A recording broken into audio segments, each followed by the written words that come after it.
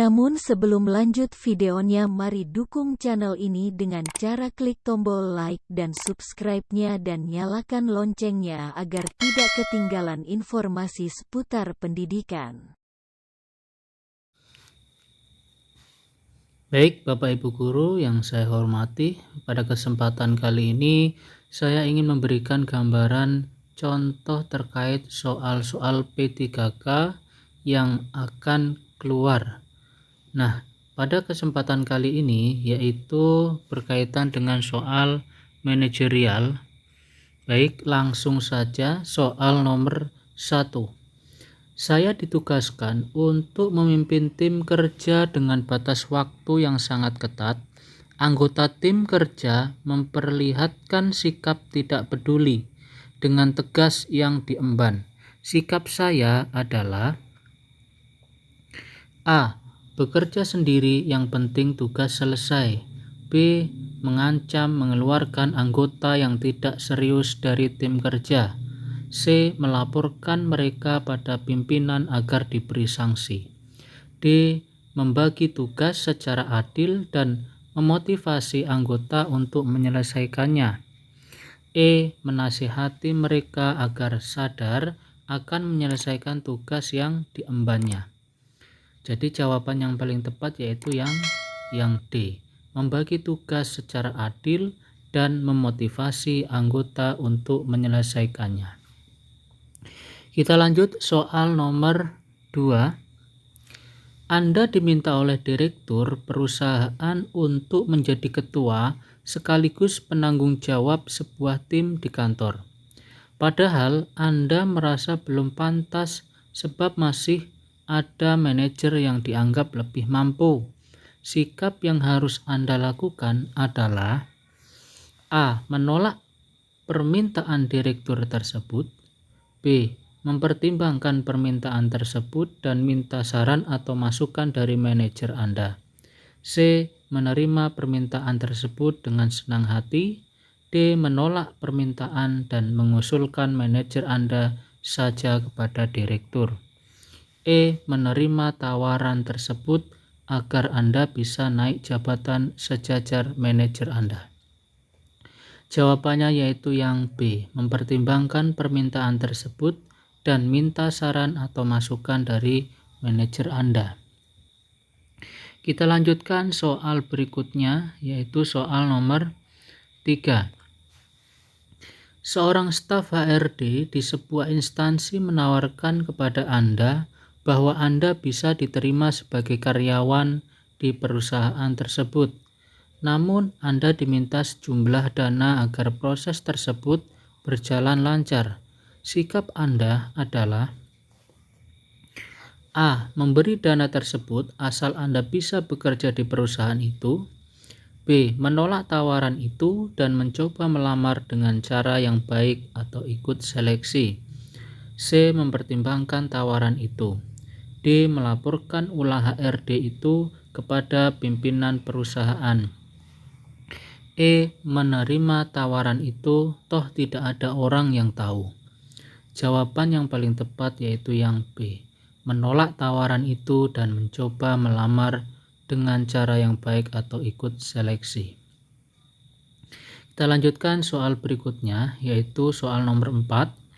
Perhatikan tujuan dari fungsi-fungsi manajemen berikut. 1. Mengetahui jalannya program. 2. Mengetahui hasil pekerjaan. 3. Memberikan motivasi kerja. 4. Membagi pekerjaan. 5. Mengembangkan kemampuan dan keterampilan pegawai. 6. Memperbaiki kesalahan yang dilakukan pegawai. Berdasarkan uraian di atas, yang termasuk tujuan dari fungsi manajemen controlling ditujukan nomor A. 126, B. 123, C. 234, D. 124, E. 456. Jawabannya yaitu yang A. 126, yaitu 1. Mengetahui jalannya program, kemudian 2. Mengetahui hasil pekerjaan, kemudian memperbaiki kesalahan yang dilakukan pegawai. Itu adalah tugas yaitu controlling, seperti itu. Kita lanjutkan soal berikutnya, yaitu soal nomor 5. Kemampuan yang harus dimiliki oleh manajemen tingkat menengah adalah: A. Kemampuan personalia, teknis, dan konseptual di bawah lower management. B. Kemampuan teknis melebihi lower management. C. Teknis melebihi lower management dan top management dan tidak ada keterampilan manusiawi. D. Konseptual melebihi lower management dan menekankan pada keterampilan manusiawi. E. Konseptual melebihi top management. Jawabannya yaitu yang C. Teknis melebihi lower management dan top management dan tidak ada keterampilan manusiawi. Kita lanjutkan soal nomor berikutnya. Soal nomor 6. Ada 4 unsur penting yang perlu diperhatikan oleh suatu perusahaan ketika memasarkan produknya. Keempat unsur tersebut yang biasanya disebut 4P, yaitu A. Promotion, person, place, product. 4. Person, price, product, promotion. C. Power, place, person, promotion. D. Product, power, place, price. E. Product, price, promotion, place. Jadi jawabannya yaitu yang E. Produk, price, promotion, place. Kita lanjutkan soal berikutnya, soal nomor 7. Kepuasan jangka panjang dapat terpenuhi dengan memperhatikan hal-hal berikut kecuali: A. Diskon dan keuntungan. B. Diskon dan pelayanan purna jual. C. Pelayanan purna jual dan keuntungan. D. Kualitas produk dan kemudahan mendapatkan produk. E. Mudah mendapatkan produk dan kualitas produk. Jawabannya yang A. Diskon dan keuntungan. Berikutnya soal nomor 8. Berikut urutan proses pemilihan pasar yang benar adalah: A. Positioning, targeting, segmentasi. B. Segmentasi, targeting, positioning. C. Targeting, segmentasi, positioning. D. Segmentasi, positioning, targeting. E. Targeting, positioning, segmentasi. Jawabannya yang C. Targeting, segmentasi, positioning. Kita lanjutkan soal berikutnya, soal nomor 9. Sebuah organisasi sedang mengalami permasalahan internal seputar manajemen keuangan, yaitu kerugian atau defisit yang mencakup besar. Pendapat saya terhadap kondisi ini adalah: A. Saya akan menjaga kerahasiaan permasalahan yang terjadi dan tidak ingin ikut campur masalah keuangan. B. Seharusnya pemimpin puncak dapat menindak tegas yang berlibat dalam masalah ini. C. Tidak mempersoalkan masalah tersebut karena bukan bagian tugas saya. D. Pastikan bahwa kepala keuangan bertanggung jawab penuh terhadap masalah ini. E. Perlu menjelaskan permasalahan kondisi keuangan perusahaan kepada seluruh jajaran organisasi agar dapat mengevaluasi kembali rencana pembelanjaan. Jawabannya yang A, yaitu saya akan menjaga kerahasiaan permasalahan yang terjadi dan tidak ingin ikut campur masalah keuangan. Soal nomor 10. Saat Anda sampai kantor, atasan Anda tengah memarahi staf Anda. Apa yang akan Anda lakukan? A. Menanyakan permasalahan kepada bawahan. B. Menemui atasan Anda untuk mengetahui permasalahan. C. Mempertemukan atasan dan staf Anda dalam sebuah pertemuan. D. Mencari tahu permasalahan dan menentukan siapa yang salah dan benar di antara kedua belah pihak. E. Mencari tahu permasalahan dan menentukan siapa hukuman yang pas dilakukan. Jawabannya yang B, yaitu menemui atasan Anda untuk mengetahui permasalahan. Kita lanjutkan soal berikutnya, yaitu soal nomor 11. Pada saat Anda sedang mengerjakan sebuah pekerjaan penting, tiba-tiba Anda menemukan sebuah kejanggalan pada sistem informasi yang Anda gunakan dan bisa berakibat bocornya data perusahaan ke publik. Bagaimana sikap Anda? A. Menyuruh semua rekan kerja untuk menghentikan penggunaan sistem itu. B. Saat itu juga Anda menghentikan sistem itu juga. C. Melaporkan kepada atasan apakah harus menghentikan penggunaan sistem itu. D. Menyelesaikan pekerjaan penting tersebut lebih dulu kemudian menghentikan penggunaan sistem itu. E. Menyelesaikan pekerjaan penting tersebut lebih dulu kemudian melaporkan ke atasan tentang masalah pada sistem itu. Jawabannya yaitu yang C. Melaporkan kepada atasan apakah harus menghentikan penggunaan sistem itu. Baik, kita lanjutkan soal berikutnya, soal nomor 12. Masalah paling vital dalam organisasi dan sering menjadi tantangan manajer. A. Masalah sistem dan prosedur kerja. B. Masalah teknologi yang selalu berubah. C. Masalah konsep dan perencanaan. D. Masalah manusia dan perilakunya. E. Masalah manusia dan keinginannya. Jawabannya yaitu yang D. Masalah manusia dan perilakunya.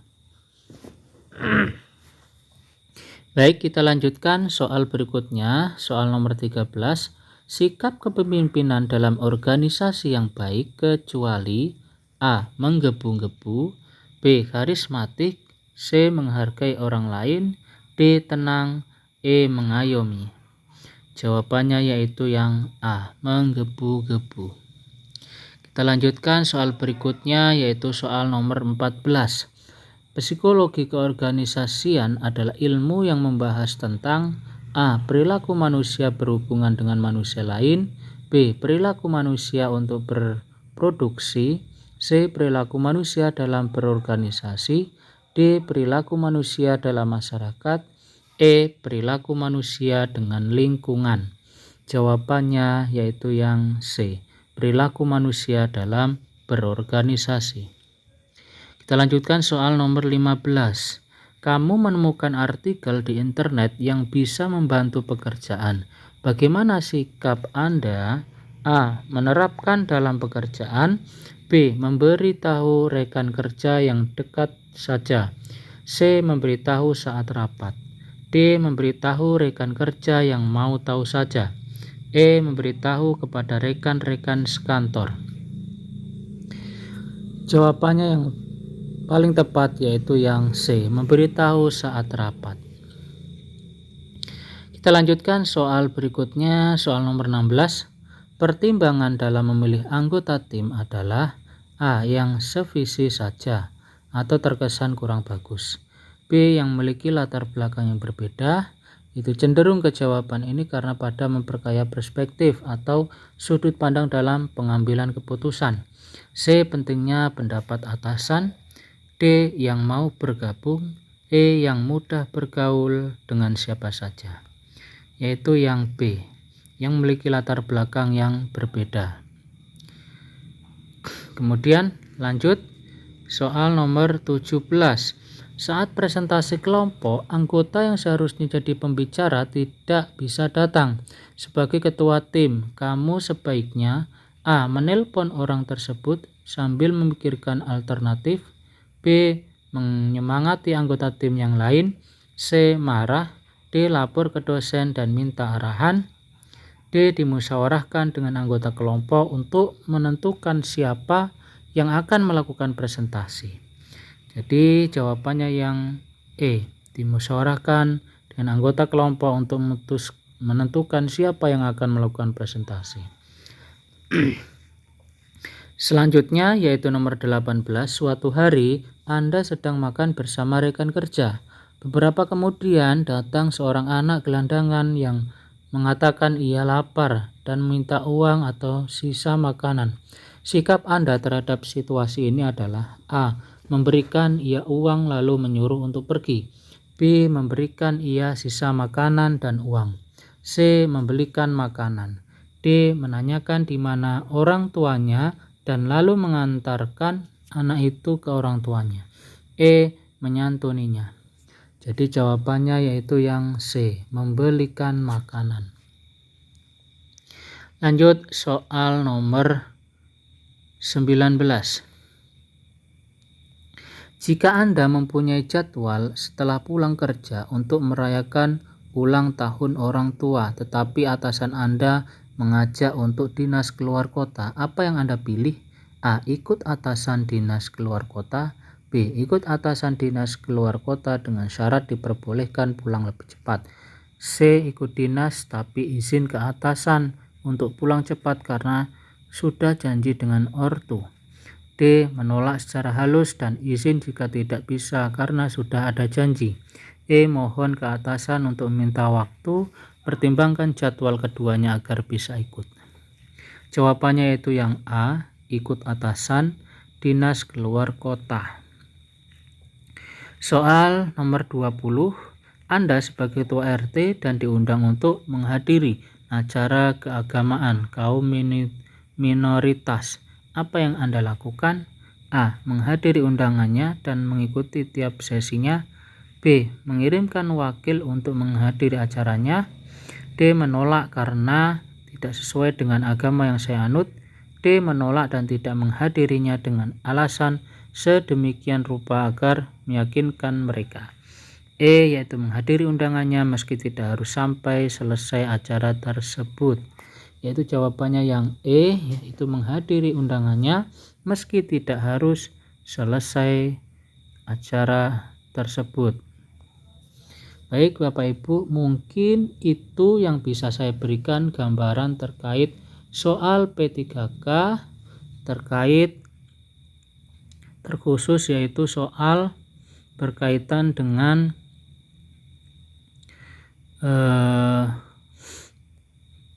soal manajerial ya Bapak Ibu. Baik, sekian dari saya. Apabila ada kesalahan, kurang lebih mohon maaf. Wabillahi taufiq walhidayah. Wassalamualaikum warahmatullahi wabarakatuh.